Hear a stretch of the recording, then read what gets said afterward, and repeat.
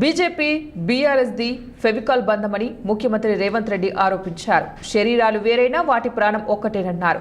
కాంగ్రెస్ ను దెబ్బతీసేందుకు ఆ రెండు పార్టీలు కుమ్మక్కై రాజకీయాలు చేస్తున్నాయని విమర్శించారు. కరీంనగర్ జిల్లా చొప్పదండి మండలం గుమ్లాపూర్ వద్ద గురువారం నిర్వహించిన ప్రజాపాలన ప్రగతి బాట బహిరంగ సభలో ఆయన మాట్లాడారు. కాళేశ్వరం ప్రాజెక్టులో జరిగిన అవినీతిపై సిబిఐ విచారణ జరిపించాలని అసెంబ్లీలో తీర్మానం చేసి పంపిస్తే 6 నెలలైనా దానికి అతిగతి లేదన్నారు. దీని వెనుక ఉన్న మర్మమేమిటో చెప్పాలని బీజేపీ నేతలను ప్రశ్నించారు. బీఆర్ఎస్ నేతలను కాపాడుతూ ప్రొటెక్షన్ మనీ తీసుకుంటున్నారని విమర్శించారు. కాళేశ్వరం ప్రాజెక్టును ఏటీఎంగా మార్చుకొని కొల్లగొట్టారని ప్రధాని మోదీ, అమిత్ షా ఆరోపించింది నిజం కాదా అని ప్రశ్నించారు. మీకు ప్రధాని వద్ద పరపతి ఉంటే కాళేశ్వరం ప్రాజెక్టులో కోట్ల రూపాయలు కొల్లగొట్టిన కేసీఆర్ ను, హరీష్ ను, కార్ల దందాలో కేటీఆర్ ను బొక్కలో వేయాలి. మా వాళ్లను బెదిరించడం కాదు. కేంద్ర మంత్రి బండి సంజయ్ కు సవాల్ విసిరారు.